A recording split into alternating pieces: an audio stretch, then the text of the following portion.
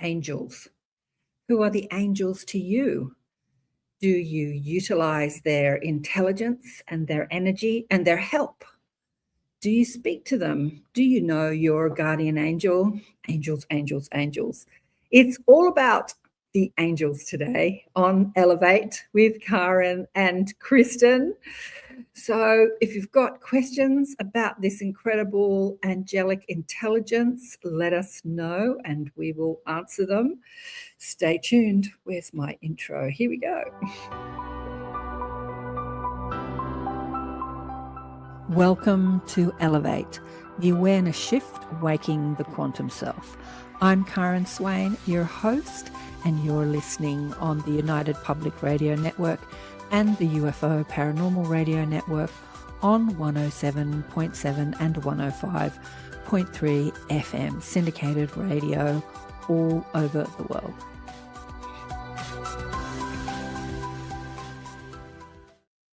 G'day, and welcome to another show on Elevate. I was going to say accentuating the positive. Get it right, Karen. You're just so multifaceted. There's Zan. Hey, Zan, how are you? Hi. G'day. Yeah, angels. We're talking all about the angels today. Kristen asked me, what made you think of angels? And to tell you the truth, a long time ago, years ago, while I was doing ATP Media, the angels came to me and asked, had a request of me. They said, we want you to put more people on the show that talk about angels. And I said, oh, yeah, I can do that. And I thought that lots of people talked about angels, you know, that had that sort of angelic access and channeled angels. And as I tried to fulfill their request and sort out people that speak specifically about angels, it wasn't as easy as I thought. And I said, why? And they said, we want our message spread further. Please spread our message further. Please remind people of the angels. But, you know, Kristen's been following the show for years. Zan says, hey, Kristen. And we've had many people. Do you think there's Brady. Do you think there are angels in Denmark? Definitely. Danish angels. Angels are everywhere. So, yeah, we've had people on the show. Obviously, there was Ann Tucker, which, you know, I thought I put her on the show because I keep thinking the angels say, we want our message spread. And Ann Tucker's angelic message was kind of frightening, But who and what are the angels? So I'm going to throw that over to you, Kristen, because coming from your religious background, you know, like you've been taught about the angels through that, and then coming into the spiritual consciousness genre, maybe your idea has changed about what you think an angel is. Take it away. What do you reckon? Well, yeah, I love that you always throw it to me. Let's just get the average human perspective. Well, it's the religious perspective, because you've got the religious background and I don't. Yeah. Well, and the interesting thing being having that Mormon LDS upbringing, and I mentioned this to you when we were chatting beforehand. Mormon angels don't have wings. And they were a lot of the angels, like if somebody goes and sees a Mormon temple out, you know, I know there's a Sydney temple and stuff like that. There is the angel Moroni on the top of the temple, and he has the trump of God, and he has no wings, and he's gold plated. And the angel Moroni was a soldier in the army, in the battles, you know, in that the Book of Mormon tells all the stories of. So he, you know, left and became the angel Moroni. And so the Mormon angel, like, dogma or story is a little different than, like, we don't talk about so much like the archangels or, you know, angels and saints like they do in other religions. I'm thinking back because I left so much of it behind. I ditched so much of the programming. Yeah, fair enough. Yeah, the programming. Fair enough. But there was the other angels that they talk about, like the angel Gabriel. Mm-hmm. Oh my gosh, scriptorians and things like that are going to get all over me. But like I said, I left it behind me, and some of the stuff went away. But like the angel Gabriel was like became Noah or something like that in real life and stuff like that. But then in the spiritual community, I hear a lot about angels. Like I have a guardian angel that's not my spirit guide, apparently. And those are angels have never had a human incarnation. If we're gonna get, down to those kind of brass tacks like that. So Okay, just when you said that, I have a guardian angel that's not my spirit guide. So you probably saw me. I looked up and I yeah, asked, no, of course, this is my favorite part. Go. is a guardian angel not your spirit guide? And they laughed and they said, of course we're your spirit guides. Well, yeah, but you've had some guests on, and then who's that beautiful? Is she a Scottish woman? And she had dyslexia so bad years ago. She has her own shows now, but and she just talks to the angels all the time. Do you remember her? She's either Scottish or Irish. Scottish, Irish, gee, no, I don't remember And her. anyway, I'm thinking of Kate Raymond. Do you remember Kate Raymond? She was an Australian. I had a session with her, and I have a whole. I bought a whole bunch of her angel paintings. So well, Kate left her body a few years ago, and she's very present here for this conversation. Yeah, she's hello, here. She's like, Kate. oh my God, she's like, hello, darling. I can hear her in her voice. And where she's very present here for this. So so the Scottish woman that's Irish, I'm trying to think. Oh, Lorna Byrne. Lorna Byrne, yes. And she's Lorna so Byrne. gentle and kind and humble, and she is just so connected. I was thinking about Lorna. I watched a couple of nights ago a show on a streaming platform called Fatima. Actually, I fell asleep I watched the beginning and the end because I fell asleep through all of it. But anyway, I think I got what I wanted from the movie. It was about some young kids back in the beginning of the 1900s, into the 1800s, that had the vision, a bit like a Chris Bledsoe. They saw this beautiful Mother Mary angelic figure, and it was during the First World War, so it was the beginning of the 1900s, yeah. And after the kids died, the Catholic Church canonized them and blah, blah, blah. It's a true story. So they had this vision, and in one of the visions, one of the kids was shown the war that was about to come. And I thought, oh my God, that was happened to Lorna Byrne when she was a kid. The angels, and I was wrong. It might have been Gabriel, but one of the angels that she had a relationship with as an identity opened up outside in nature, opened up like a screen, like at the drive-in, a screen, and started showing her probable futures of Earth. And there was a lot of war and destruction. And I can't remember if it was her or somebody else, because this has happened to many of my guests, where as children they've been showed probable futures of Earth. Right. And I might be wrong about this, but it might have been Lorna, and she's like 10 years old. She's like, "What? Why are you showing me this? I'm just a kid. What can I do about this?" That's so much to lay on a kid. I'm just a kid.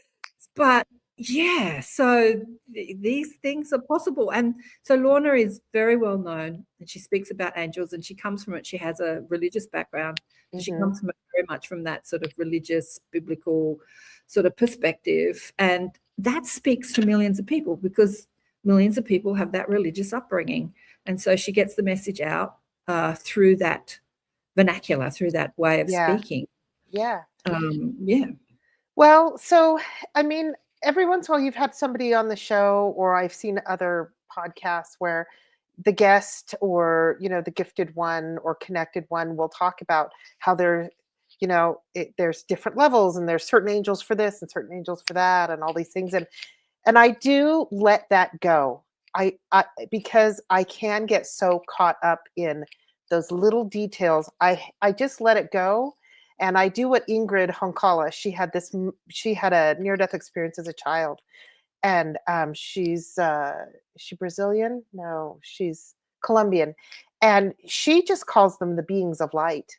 There you go. I just call them the beings of light, because I don't know exactly which frequency I'm connecting to at the time, and they show up when I need them. And so they're itching to address this. So I have done an ATP media show about angels, I think, because I remember saying the same thing.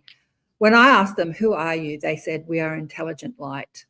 And they said, we are the aspect of you that is connected to the intelligence of source energy. And humans have depicted us through the human mind, giving us identity and wings and names and, you know, like what we look like. Michael, big, strong, male, handsome, young, with his sword and his wings. You know, we've done all that. Humans have done all that.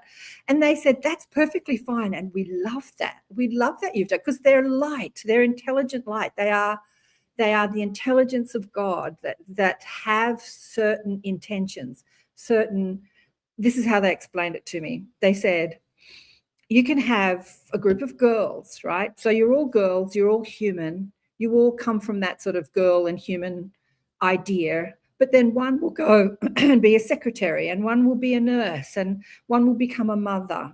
So there are different intentions of the same sort of being, but there are different intentions. And that's how they explained who the angels are. We are all this extension of source energy, this intelligent light, with different intentions, so different jobs to do.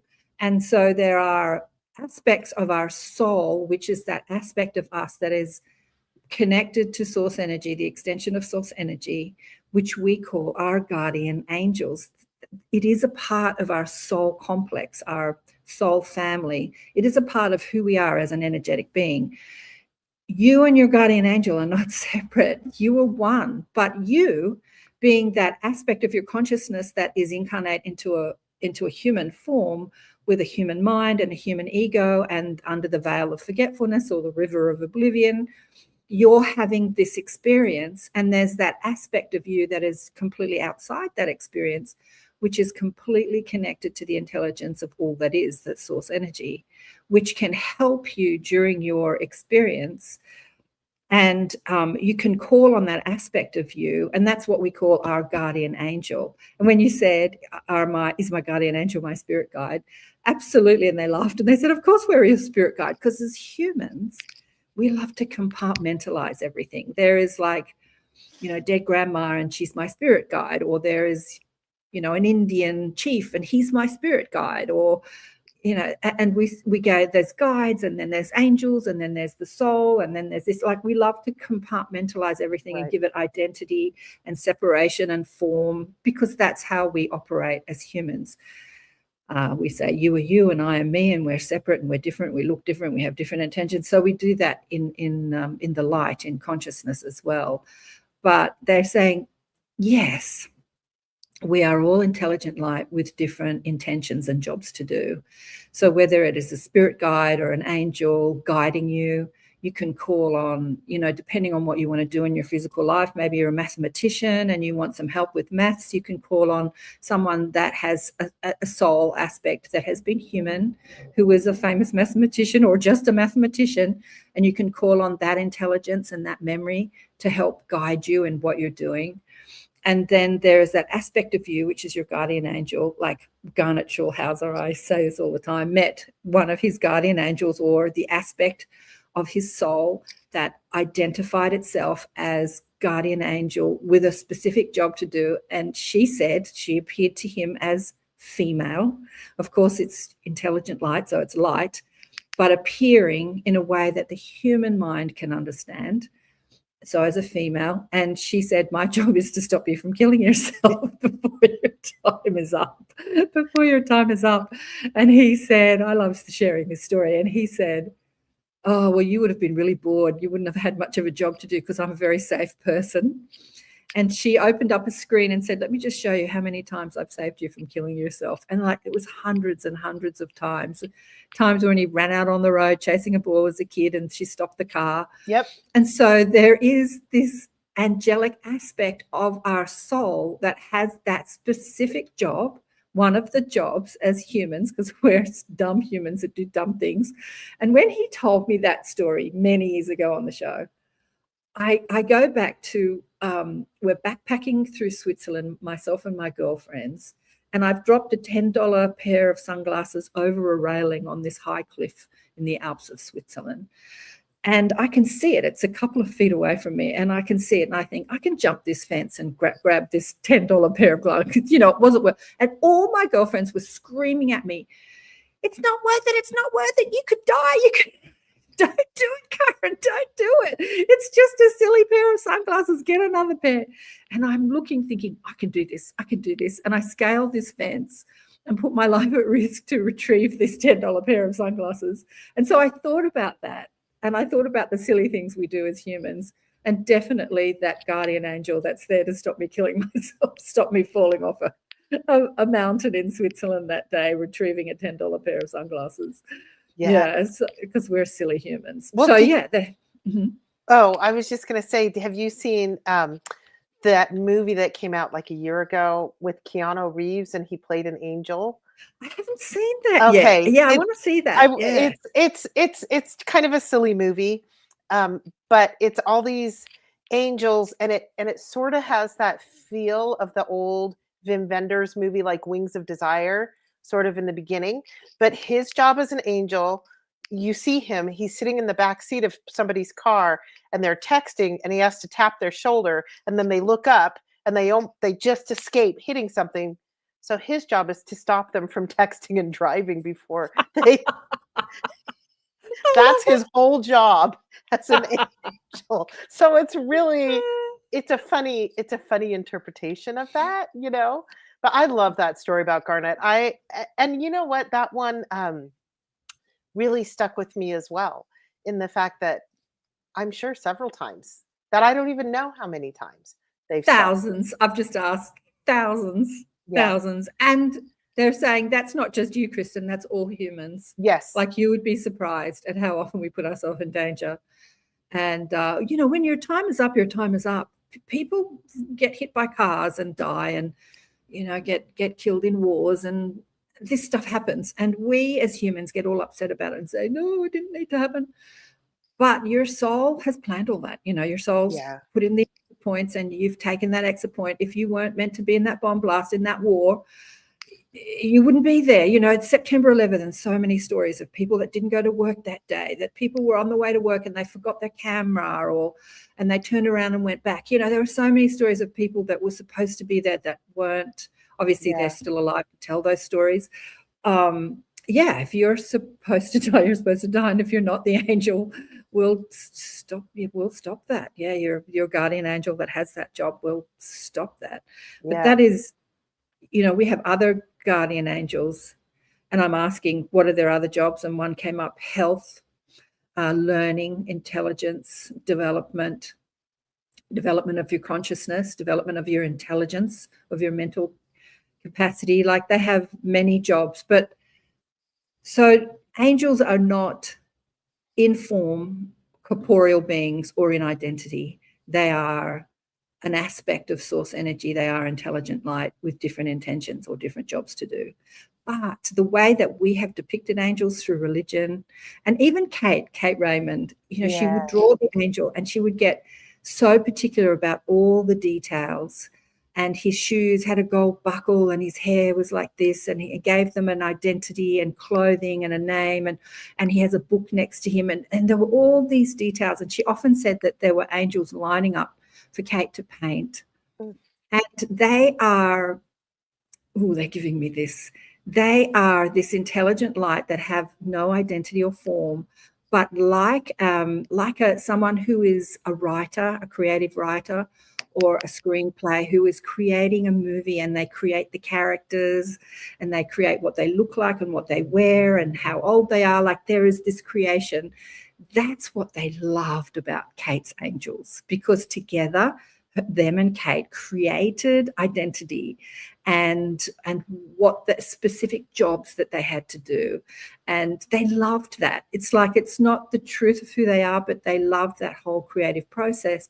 So that could help the human mind identify, connect, call on them, call on their name, and know that, you know, I can't actually remember any of them. I looked at them so often, but maybe you can, Kristen. You know, this angel, he's called this, and he looks like this. And when you need to retrieve memory, you can call on him. Or when you need courage, you can call on that person. You know, they had intentions. Yeah, go on. Well, I was just going to say, so you had her on the show the first time, and at that time, I had a reading with her. And this was like 4 or 5 years ago, I think. A few years ago, Yeah, and it was 2 or 3 hours long. And she just she had the most delicious, beautiful way of speaking. But certain angels came in for me, and then she sent me kind of like pictures of them, like kind of showed them to me as they came in, because I don't remember how many she had, like 50 of them or 30 of them. I don't recall that she had done the paintings for. And then I ended up buying 5x7s from her of the ones that came into my reading. And I used to do a little mantra and go through them because they gave me this little mantra. But um, I can't remember names. But the funniest thing is, just last week, I was thinking about, where is that booklet that I had? There you go. Yeah, where's the booklet that I had that I used to go through my mantra? I need to locate that. And then now you bring her up. Yeah, look up that show, people, because yeah, did it just say 77 angels? The angelic choir of 70s. Kate was given this mission to paint the 77 angels, and before she left the planet, she had about 20 to go, I think. Yeah, because Kate was a stickler for detail, and it was frustrating to me because she was such attention to detail in every way. When you go to see her, she'll give you instructions to come. She'll tell you every single street. It's like, it's okay. I can look it up on Google Maps. It's like, no, I'm going to tell you. So it was a slow process for her. And during her physical life, she didn't finish painting the 77, but she said that they were lining up around the corner. There's a couple of her angels that she made them look very human. You see, there's this dude in the background who's hanging out with his vest on. And it's not that angels are like that, but they loved being depicted like that. There's one of her angels. And like the Mormon church, she never gave any of them wings. And I asked her about that, and she said they want to be more relatable to humans. Like, we have given them wings in our imaginings, in our thinking of them, because we've made them holy.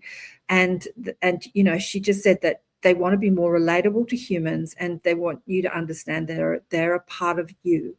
They're not separate to you. And So.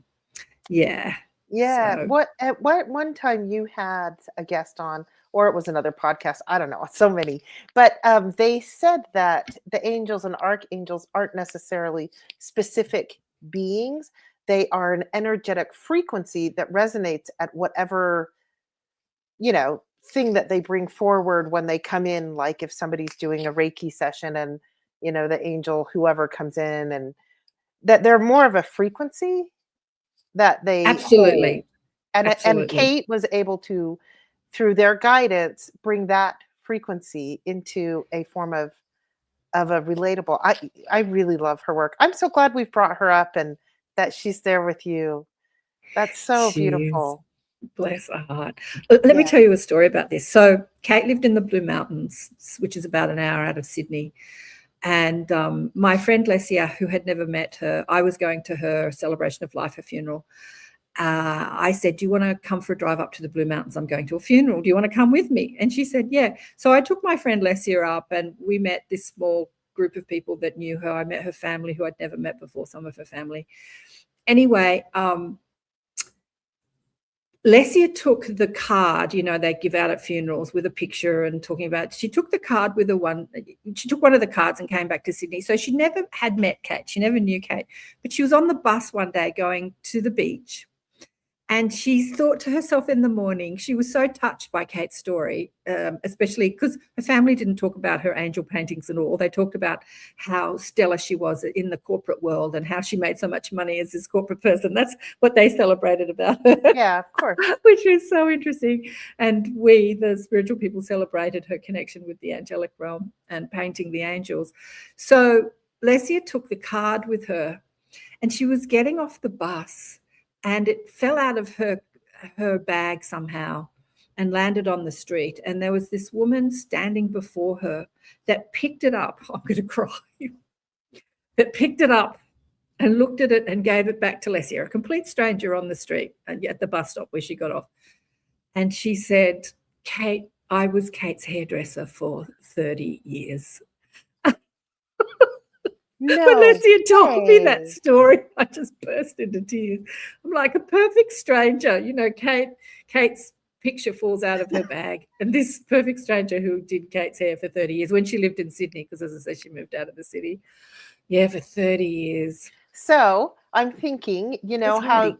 you can, and there's some interesting questions. I want to address also Brad's question, but what I want to say though, really quick is, how you said earlier, like if I'm writing a book, I can call on the angelic, Absolutely. like a writer or an architect or whatever to come in. So what would we call in Kate for? Like as a past painter, angel connector? Like if I wanted to connect with her, what energy does it bring in for me? She's saying, oh my goodness, darling ones. She's saying, call on me to introduce you to the angels, much like I did when I was physically incarnated. Okay. She said, call on me to introduce you to the angels. She's saying that you don't need me to introduce you to the angels. You can do it yourself, but she's there, a part of that humanizing that force, that energy, that frequency, that vibration. Yeah. And call on me. I'm here for you. What else, Kate?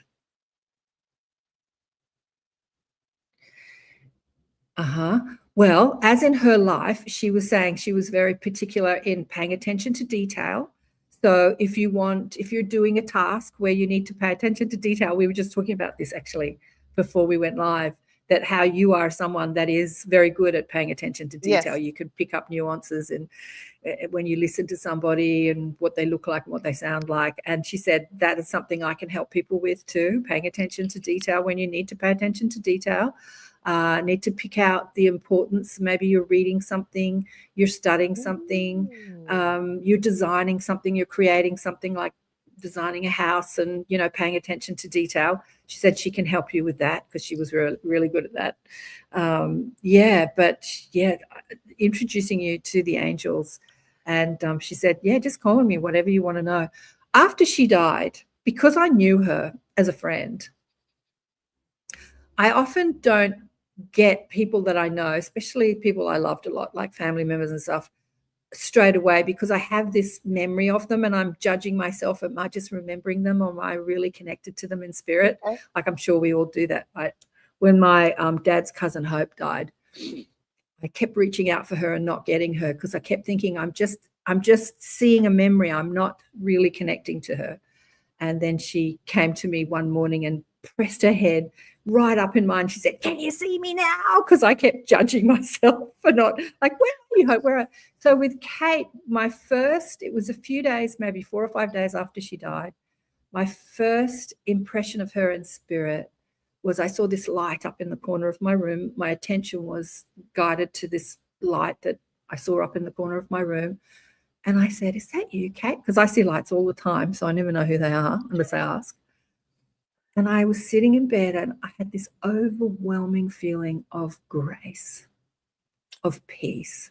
I'm just sitting there basking in this grace, this peace. And I'm like, oh, wow, this feels so beautiful. I said, "Is this what you feel like now?" And she didn't really talk to me at that stage. She just allowed me, or I allowed myself, just to feel that peace and grace. Because I have to say, because she had that corporate mind, that paying attention, she was a busy person.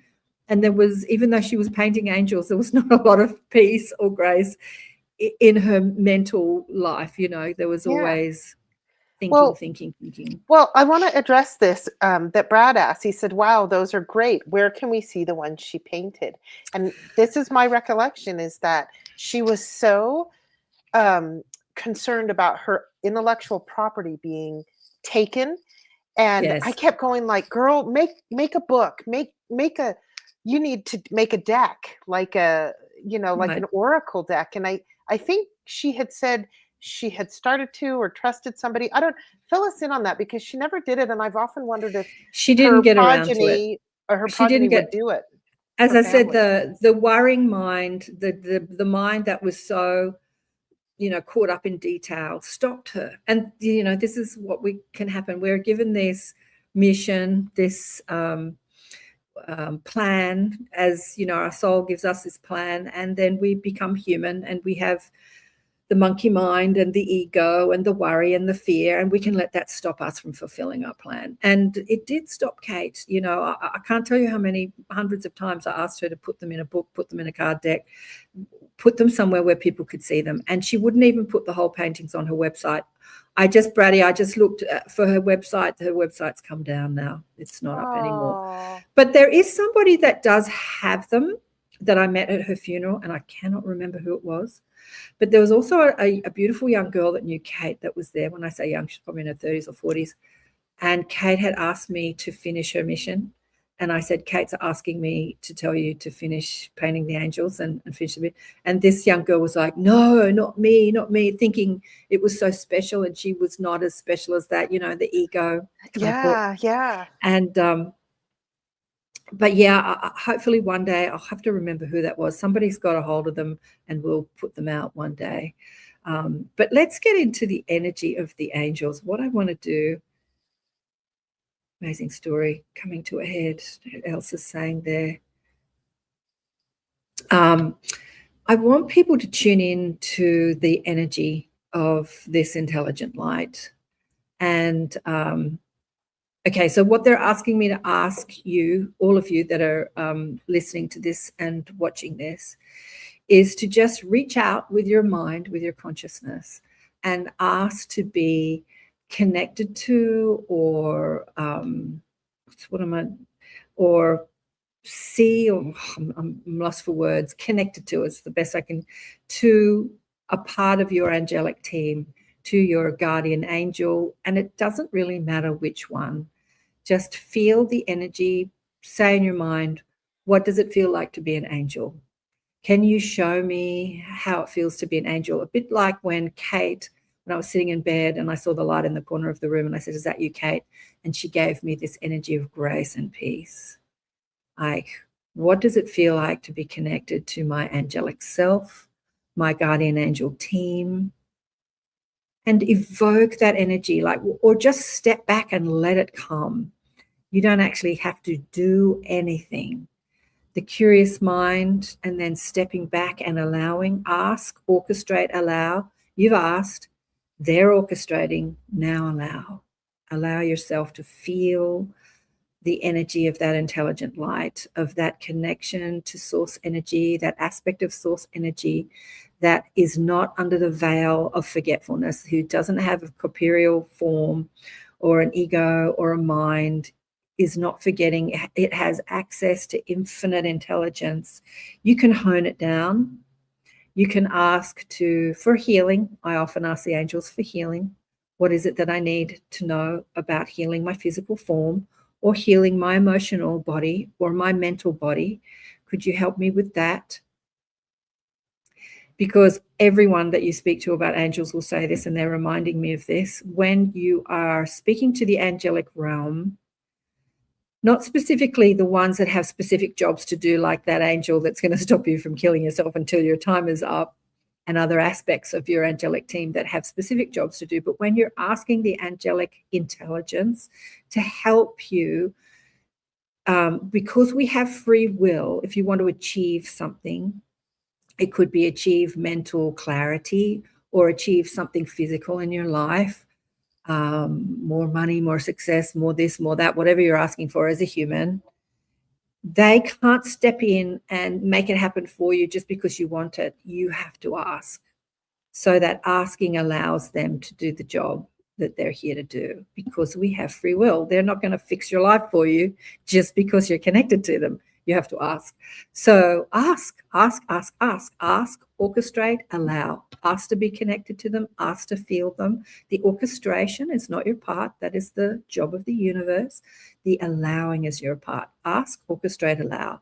Ask for what you want. I would like more peace in my life. I would like more financial security. I would like to feel more peaceful around financial security. I would like to feel more peaceful around my health and aging. Or I would like to have more inspiration to do more exercise, to be fitter, or whatever it is that you're asking for. I'd like to be more connected to people that believe in this stuff physically around me. Could you introduce me to people that are into this stuff in my suburb, in my city, in my town? Could you find podcasts or information online that is going to show me things that I've been asking for? Get specific, whatever it is you're asking for, and it will happen. When you ask, and it is given. A book written by the Abraham material, Esther and Jerry Hicks, but also a biblical verse, right, Kristen? Put yourself back on camera. I am. Ask it, and it is given. That's a biblical thing, right? Sure. Isn't it? I was not the best scriptorian. Oh, I think, but yes, that. It's ask the door and it will be open to you. Ask and you shall receive. That's it, right? Ask and you shall receive. Ask and you shall receive. So where, as humans, we're asking all the time. Ask to be introduced to your galactic team. Ask to be connected to a galactic consciousness. Ask for disclosure. Ask for politicians to be more peaceful and less warring. Ask for the consciousness. You're going to ask, right? If you don't believe it's going to happen, it's not going to happen in your reality, because your belief creates your reality. So that allowing aspect, that ask, orchestrate, allow, like infinite intelligence can create anything, just like a script writer who's writing a play can rub out something and do something, write in something else. This is a play. This is a movie that we're in. And we are the script writers, right? So the orchestration is the work of the universe or infinite intelligence. You're allowing that to be orchestrated is the work.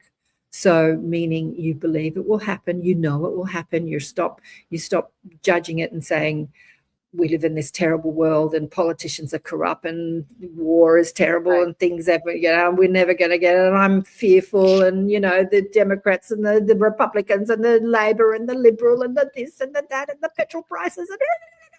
And, this is what we do. I ask to find peace and guidance with all of that. Yeah. Well, and I, what I've been sitting with in this, layout that you've given, ask and allow, the orchestrate and then allow. Right now, what I have been asking for is, remove that, or get me to break through that stops me when I stop myself. There's a self-sabotage, and I may not understand why I do it or what it is that holds me back, but you guys know, and pull it away from me, or assist me to break through it, because I've got cool things I'm creating, and I want to make sure that they happen, and I'm allowing them, because they're orchestrating right now. Well, yeah, they're saying they're happening. It's happened. It's already happened. It is written. It's done. It is done. It is done. Yeah, those wheels are in motion, or it's already it's already happened. It's all out there. And as the Abraham consciousness would say, in a vibrational escrow. If you can imagine it, it's already created. Like, you don't create through your imagination. You tap into something that's already created, right? If you can imagine it, it's already created. So in order for that creation to be a part of this physical matrix, the creation in the denser realms, it is overcoming the fear and the doubt and the disbelief that it can happen for you. Maybe it can happen for others, but can it happen for me? And that, again, just comes back to peace. I mean, a lot of people say they want more money. And it's not because they want to be rich or famous. They just want to stop worrying about money. So what are you asking for? Are you asking for money, or are you asking for peace? Because in the having it, everything that you're asking for, every physical thing that you're asking for, health in your body, money in your account, love in your life, you're really asking for an emotional state, a vibrational state. You're asking for that reconnection to the pure positive energy that is your source, which is the realm that angels exist in. So that angelic realm, as we've created it in our imaginings throughout history, through religion, is that connection to source energy that we can identify with through identity. Like, we give them swords and bodies and wings. We're just talking to what we call God or source or infinite intelligence or the unified field, but we're giving it a relatable way to talk to it. We're giving them jobs and things to do. And that, there's nothing wrong with that. That's who we are as humans. Yeah. But, And and I was having a conversation with a good friend of mine last night. My friend that you have that rattle, my cowboy friend, gave me yeah, that rattle, right? And yeah. and he's been going, it's as though the serpent snake year of the snake is still him. He's still going through the rough patches, and he knows better. I love him so much, and he knows better. We all know better. But he's like, can somebody just take the kick me sign off my back? Please take the kick me sign off my back. Okay, And well, he let's have a look knows at this. better, and he Let's knows have a look better, at that. but we get so it can be challenging to break out of that. Bless Well, his heart, I love him so much. well, here's the thing. He believes he has a kick me sign on his back. So I not only don't have a kick me sign on my back, everything works out for me. Everything works out for me. When challenges happen, people come to my rescue. People are there to help me. Money comes, people come, love comes, guidance comes, help comes in the form of, okay, so what the angels are saying is, we don't necessarily want to do it for you from our perspective in spirit. We want you to see it happening in your physical dimension. Like we want to change your focus from, I've got a kick me sign on my back. We want to change your focus out of that to, I see all this help and all this guidance and all this love in my life. I see these people that are so generous, that want to help me, that want to look after me. Gotcha. That just change your focus. It's like they want to slap us across the face. They don't want you to call on them and say, fix my life. They just want to change your focus. When I had that amazing experience, out-of-body experience at night, coming from higher realms, hanging out with Shirley MacLaine and a whole lot of people, and coming back into my physical body and seeing the matrix of life, like everything was light and energy and vibrating and see-through and everything like that.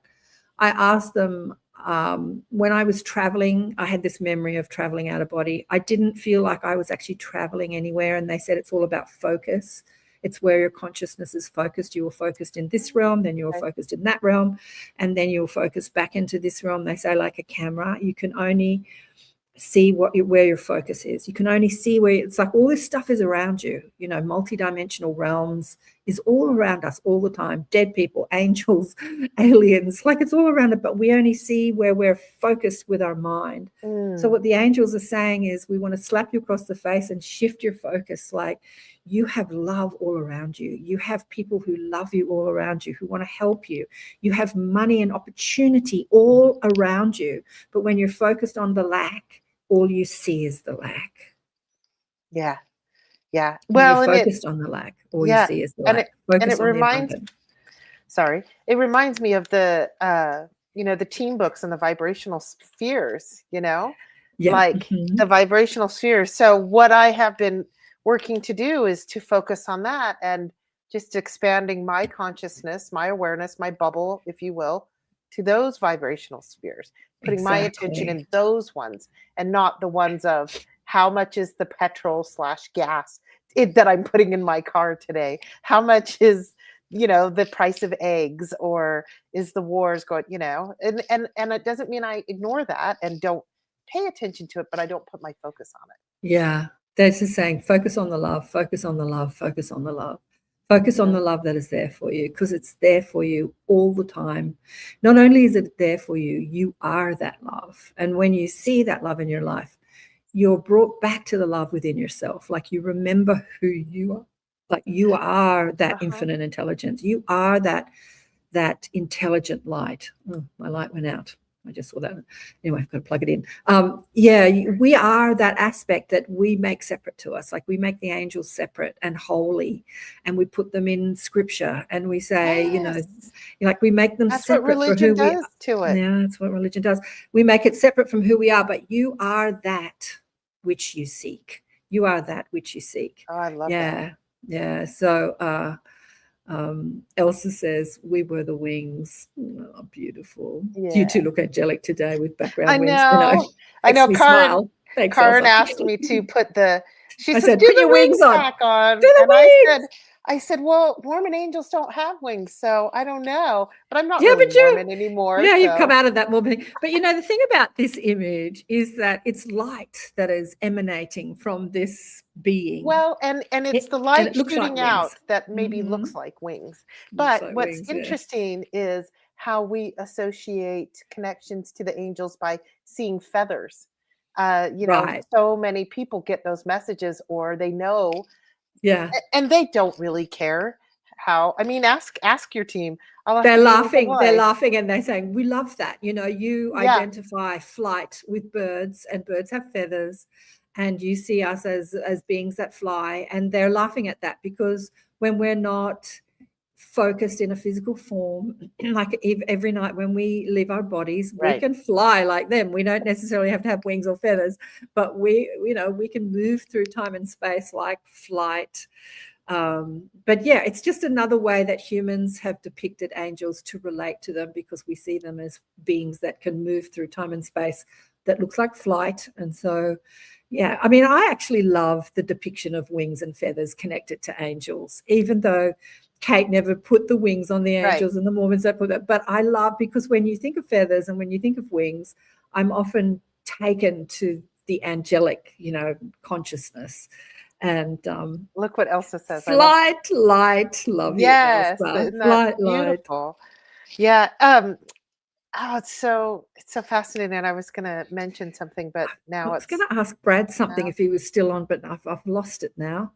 Yeah. Something Brady said to me once, and I've gone blank. I've gone Well, blank. Brad once, I follow Brad, and for those that don't know, is that Brad Light is a frequency. talented artist in many forms, and he posted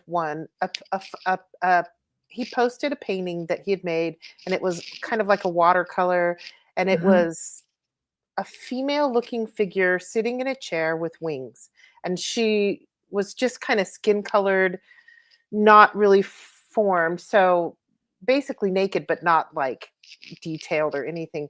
And I commented on his photo and said, "Oh my gosh, that's so beautiful. That's one of the most beautiful things I've seen you paint, Brad."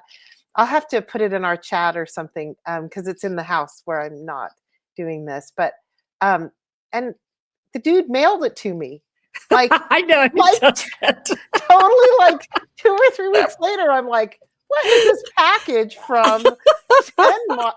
What?" I And I have know. I that, love it. and I have it in my room on my shelf, and I love that painting because it's this sort of nondescript, but it has wings. And Yeah. you know, I'm just remembering I want to bring this up. I I don't think about angels all the time. I think of them more as beings of light because it seems more accessible to me. Although I did love the Kate Raymond work, right?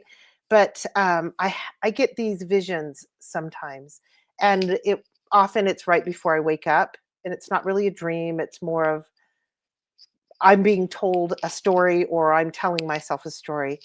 And this vision was this completely black, dark background, not scary, just dark. And all of a sudden, a woman's figure came to light in the middle of this scene.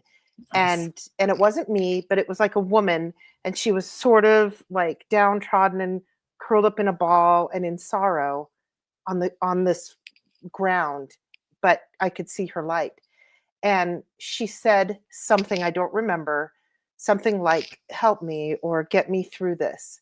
And this is what Oh, wow. happened after she spoke. Mhm.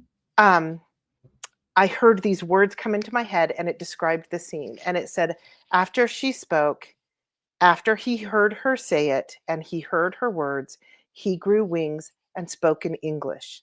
He grew wings and spoke to her in American. That's what this word said to me. Like, or this vision, like I heard those audible words, and I watched this being show up next to her, and it was just light, and then it became a form of a man and grew wings as it was describing it to me. And Like to that. me, that was just telling me, it's they're going to be what you want them to be. It's just connect. Yeah. So Beautiful, beautiful. I'm gonna share a Brad, couple it of says he's images. on. Oh, he's on. Yeah. I love this image of like an angel overseeing planet Earth. That's a beautiful image. And Yeah. angels can also look like that, you know, Yeah, like a dragon. dragons, like a dragon, a part of the angelic, because everything is a part of that angelic world, because everything is a part of source energy. And this is something that I created years ago. I think that statue is in New York, in Central Park. I asked life to send me an angel, and she did. Yeah, dragons are angels. Angels can look like dragons. If you need some more fierce energy in your life to really help you shift and change, you can ask on the angelic realm. This is a beautiful image. Look at that. Whoa. Whoa, it's a cloud. That People is that are so listening cool. on audio, it's a cloud that looks like a human head and somewhat of a human body. And there are these massive sort of wing type cloud images looking down onto the sun and looking down onto a rooftop. Yeah, beautiful, beautiful. And also the galactic beings, like the beings of light that are electing to have an experience as a being of light, connected to, just like we're having an experience as a physical corporeal being, human, connected to Earth. There are beings that are beings of light that are having what we call ETs or galactic or aliens, that are having that experience, that often can introduce themselves to people because they're connected to the soul of the person having a human experience. But because our minds are so full of, like, religion has depicted beings of light as angels, we call them angels. Like Ray Hernandez had an experience where his wife and he and his little dog saw this being of light in their house. And she, coming from that very religious background, fell to her knees and was like, it's an angel, it's an angel, it's an angel. And he's like, no, this is like some galactic being. I can see a spaceship outside, you know what I mean? And Oh my gosh. couldn't convince his wife that it was an angel. That it was a galactic being. But again, what they're saying is same. All source energy, just like a group of women can have different jobs, all source energy, same energy, different intention. Same energy, different job. So that intelligent light, because we are that intelligent light, can be a galactic being, a being of light that's connected to a galactic world, or it can be incarnate into another physical body that's a galactic being. But their consciousness is much higher than us. So as human beings, in our human mind and human experience, when we meet these higher consciousness beings that might be in physical sort of human form or insectoid form or mantis form, like some people have said, meeting the mantises, there just so much love emanating, or the greys even, so much love emanating from these beings. We're not used to that because we're in denser realms where that love is not as present because of the way we think and fear and worry. We create our experience through our beliefs. So the belief thought forms on this world lock us out from experiencing that unconditional love. And we can meet these galactic beings and often feel like they're angels because we feel that love. But whatever aspect of source energy you're connecting to, you're asking to connect to, really you're asking for the feeling. The experience is in the feeling of it. So evoke or allow the feeling. Allow the feeling of peace, or the feeling of peace can look like laughter. Peace can look like ecstatic joy, because when you're in ecstatic joy, you're not worrying. So peace is the absence of worry. And peace is not oming and meditating. Like, I put on a Peace Day festival in 2014, and everyone thought it was going to be everyone sitting around meditating, but we were dancing and drumming and listening to speeches. Yes. Peace is the absence of worry. Peace doesn't necessarily mean calm and quiet. It's the absence of worry. So evoke that peace, which the angels can bring you. And as far as, just looking at the time, as them helping you, you've driven with me, Kristen. I've got years ago at the Academy of Light, somebody gave me this little angel in a in a clear bubble, like your classic angel. And I'm thinking, oh, nice, another something dust collector. What am I going to do with this? Where am I going to put this? This is like going back over 20 years. And I got some blue tack and stuck it in my car, and I said, you are my parking angel. So I have this image of an angel in my car. And she works for me so well, like car parks. Like you can ask them for anything. Parking is, because moving back into the city 14 years ago, from living out of the city where you can park anywhere, anytime you want, and moving back in and like the crushing crowds and the crushing, I just like, I'm going to be calling on the parking angel. And I tell you what, she works so well. We have this, we do this thing in our family. It started after, I got married, and my mother-in-law, she's always like, I always get the best parking spots. And she would pull into the parking spot and she'd go, luck of the mismatch. And so I always say that, even though I'm not really a believer in luck, I always go, luck of the mismatch, but I want to mention something really cool, if I can, before we go. I just want to relate to that luck of the mismatch. When you said that, they said to me, we are a part of your belief system. We are a part of your belief system. Yeah. So when you call on the angels, you call on a higher intelligence that's going to help you, a belief system, a belief structure. Doesn't mean it's not true. It just is what you're utilizing to help you as a human. We are a part of your belief system. But yeah, that's just what they said. Luck of the miss. So you can say luck of, I'm lucky because I'm a mismatch, or I'm lucky because I've got a parking angel, or I'm lucky because I always get. It doesn't really matter what belief system you're using. Or I don't even have to say luck. Right. I just always get everything always works out for me. I always get what I want. I'm guided. I'm loved. I'm like, it's just part of your belief system. Yes. So where is your belief system? Yeah, go on. What were you going to say? Well, and I also keep in part of my belief system from another guest that you had on, Cynthia Sue Larson. And it's just, how good can it get? How good can it get? Show me how good can it get? Or show me how sit in, how good can it get? And what is that feeling of peace? And then you come. But okay, so you were talking about angels and the beings of light from the stars and and all that, and the song came in my head, "Come Sail Away" by Styx. Oh, lovely. And it's like, wish I could play it. Yeah, and I can read the lyrics off on here, right? So it's talking about like, reflection on the waves spark my memory, some happy, some sad. I think of childhood friends and the dreams we had. So he's going on about that. And then there's a chorus that comes up, and it says, a gathering of angels appeared above my head. They sang to me this Sing it, song girl. of hope.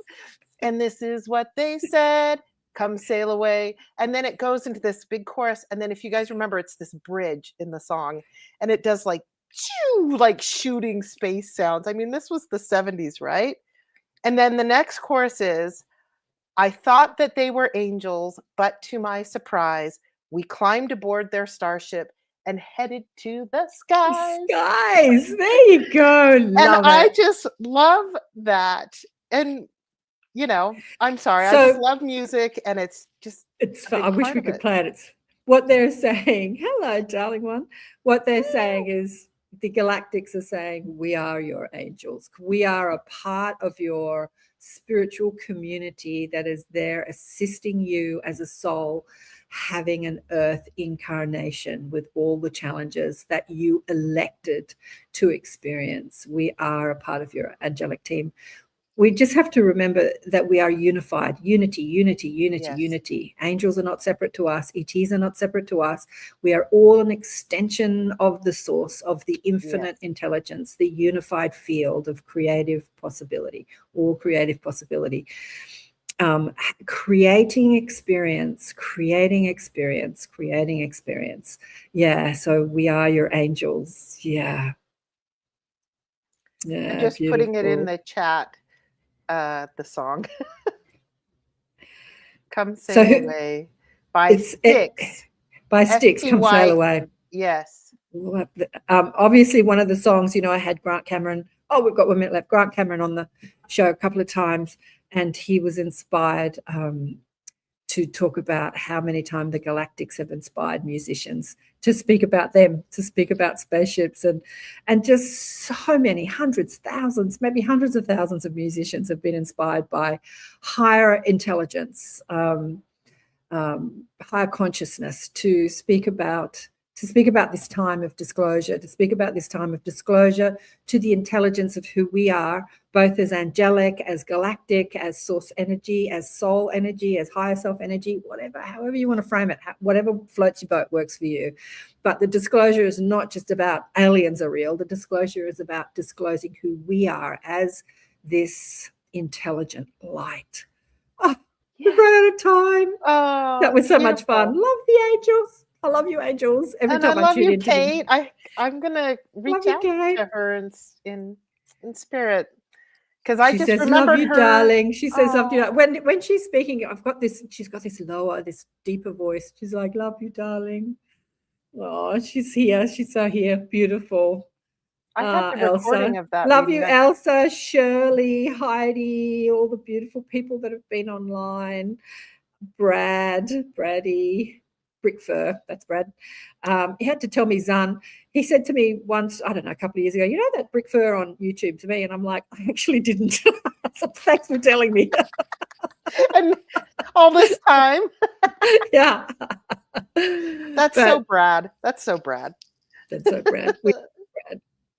Zan, thanks so much. Thanks, darling one. Beautiful. Thank you, everybody, for showing up. It's been a beautiful show. So remember to evoke that energy that you feel depicts the angelic guidance and help that is a part of who you are. Brick Fur.